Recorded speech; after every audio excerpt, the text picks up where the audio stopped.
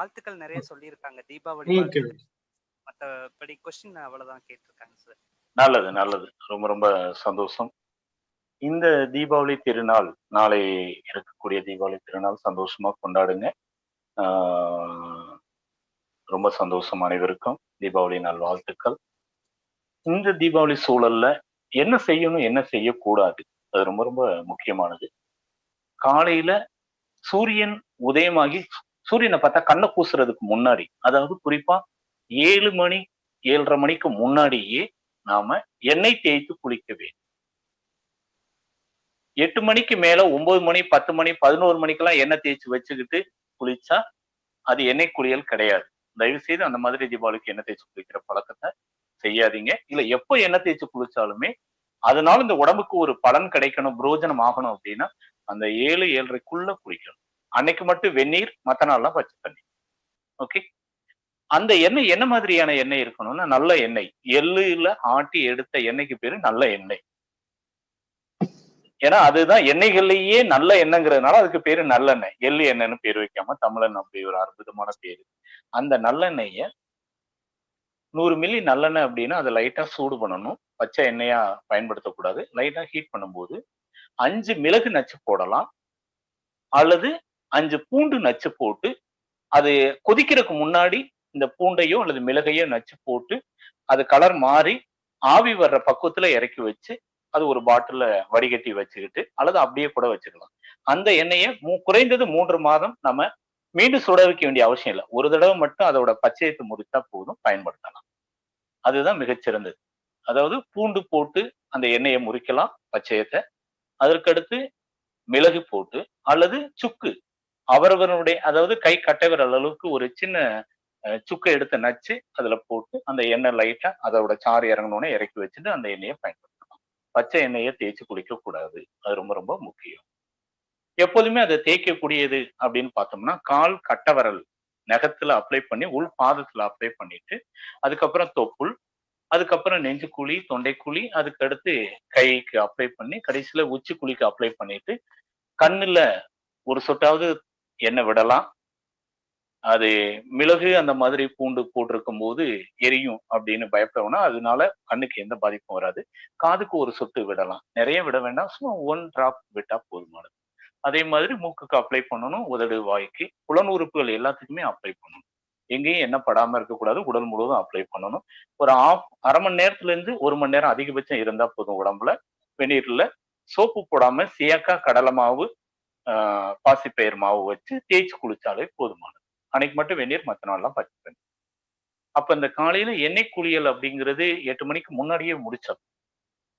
சூரியன் உதயமாகி சுள்ளுன்னு வெயில் அடிச்சு கண்ணை கூசுற அளவுக்கு இருக்கும்போது நம்மளுடைய வேர்வை துவாரங்கள் திறந்து வேர்வையை கக்கக்கூடிய நிலை வரும்போது நீங்க எண்ணெய் தேய்ச்சிங்கன்னா தலபாரம், தலைவலி, தும்மல், மூக்கடைப்பு, சைனஸ், சளி, ஆஸ்மா, வீசிங்னு எல்லா பிரச்சனைகளும் வருவதற்கு வாய்ப்பு இருக்கு. அது உடம்புக்கு தீங்கு, ஆரோக்கிய கேடு. தயவு செய்து அப்படி குளிக்கவே குளிக்காதீங்க. அப்படி எண்ணெய் தேய்ச்சி குளிக்கிறதுனால 1 ரூபாய்க்கு புரோஜனமே கிடையாது. இப்ப காலையில இந்த எண்ணெய் தேய்ச்சி குளிக்கணும் அப்படிங்கும்போது எண்ணெய் உடம்புல தேய்ச்சி உடல் முழுவதையும் அந்த குளிர்ச்சி படுத்தி உள் சூடு வெளியேற முயற்சி செய்யும் போது வயிற்றில் உணவு இருக்கக்கூடாது. தூங்கி எந்திரிச்சு தண்ணீர் மட்டும் அருந்து அது யூரினா போயிடும் 1/2 மணி நேரம் 1 மணி நேரத்துக்குள்ள. டீ, காஃபியோ, பழங்களையோ, பலகாரமோ அல்லது சாப்பாடோ எதுவும் வெறும் வயிற்றுல சாப்பிட்டிருக்க கூடாது. வெறும் வயிறா தான் இருக்கணும், சாப்பிட்டிருக்க கூடாது. எண்ணெய் தேய்ச்சி குளிச்சதுக்கு அப்புறம் தான் நாம எந்த ஒரு உணவா இருந்தாலும் எடுக்கணும். வயிற்றுல உணவு பதார்த்தங்களோ, சுவையுள்ள எந்த ஒரு உணவு உள்ள இருக்கும் போதும் வெளியில எண்ணெய் தேய்ச்சி குளிச்சா அது உடம்புக்கு தீங்கு. அது அந்த உள்ளே இருக்கிற உணவு விஷமாக மாறும், சத்தாக ரத்தமாக மாறாது. அது ரொம்ப ரொம்ப முக்கியம்.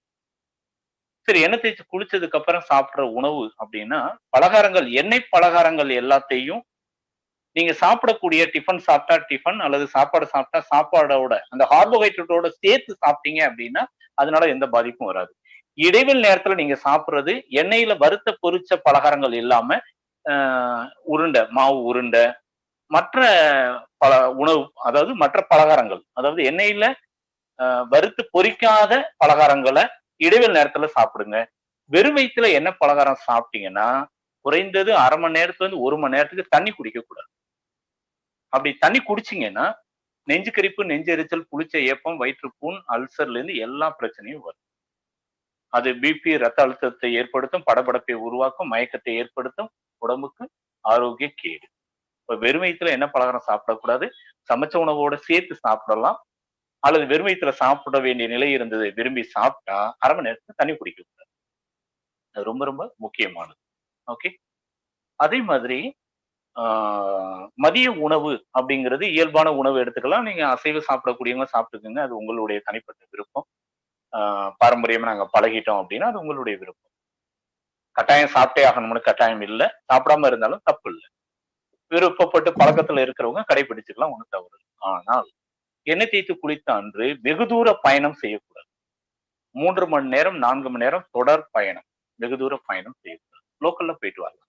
ஏன்னா உடம்பினுடைய தட்பவெப்பநிலை மாறிடுச்சு அப்படின்னா எண்ணெய் தேய்ச்சி குளிச்சதுனால பலன் இல்லாமல் போகும், உடம்புல உள்ள ஆற்றல் விரயமாகும். எண்ணெய் தேய்த்து குளிக்கிற அன்று வெகு தூர பயணம் செய்யக்கூடாது. பகல் உறக்கம் கூடாது. எண்ணெய் தேய்ச்சி குளிச்சுட்டு பகல்ல படுத்து தூங்கக்கூடாது. சூரியன் உச்சத்துல இருக்கிற 12 மணி 1 மணி 2 மணி இந்த உச்சி வெயில் நேரத்துல அன்னைக்கு காலையில எண்ணெய் தேய்ச்சி குளிச்சுட்டு மதியம் நல்லா தூக்கம் வருதுன்னு தூங்குனீங்க அப்படின்னா உடல் சூடு அதிகமாகி நரம்புகள் பலகீனம் ஏற்படும். அது ஆரோக்கிய கேடு, அது செய்யக்கூடாது. எண்ணெய் தேய்ச்சி குளிச்சா அன்னைக்கு பகல் உறக்கம் கூடாது, நைட்ல தான் தூங்கணும். ஏதாவது நடந்துகிட்டே இருக்கலாம், பேசிட்டு இருக்கலாம், ஏதாவது இயல்பான வேலைகள் செய்யணும். எண்ணெய் தேய்த்து குளிக்கிற அன்று குடும்ப உறவு, அதாவது இல்லற வாழ்க்கை, கணவன் மனைவி உறவு அன்னைக்கு தவிர்க்க வேண்டும். அது உடம்பை புதுப்பிக்கக்கூடிய நிகழ்ச்சி நடக்கும் போது, உடம்பினுடைய இன்டர்னல் எக்ஸ்டர்னல் ஹீட் நார்மல் ஆகும் போது உடலை உஷ்ணப்படுத்தக்கூடிய, உணர்ச்சி வயப்படக்கூடிய உடல் உறவை அன்று தவிர்ப்பது நல்லது. இல்லற வாழ்க்கை அன்று தவிர்க்கணும். மற்ற நாள் இயல்பா இருக்கலாம், ஒன்றும் தவறில்லை. இந்த மாதிரியான வழிமுறைகளை கட்டாயமாக நாம் கடைபிடித்தால் இந்த வாழ்வியல் முறை நிச்சயமாக உங்களுக்கு நல்ல ஆரோக்கியத்தையும் நீண்ட ஆயுளையும் தரும் என்ற நம்பிக்கை எங்களுக்கு இருக்கு. ரொம்ப சந்தோஷம். அடுத்த வாரம் மீண்டும் உங்களை சந்திப்போம். நன்றி, வணக்கம். Thank you sir, thank you. Fitness Friday live ப்ரோக்ராமில் கலந்து கொண்ட அனைவருக்கும் மிக்க நன்றி. மீண்டும் அடுத்த வாரத்தில் ஃபிட்னஸ் ஃப்ரைடே லைவ் ப்ரோக்ராமத்தில் சந்திப்போம். நன்றி, வணக்கம். Thank you sir. Thank you sir. Thank you. நல்லது.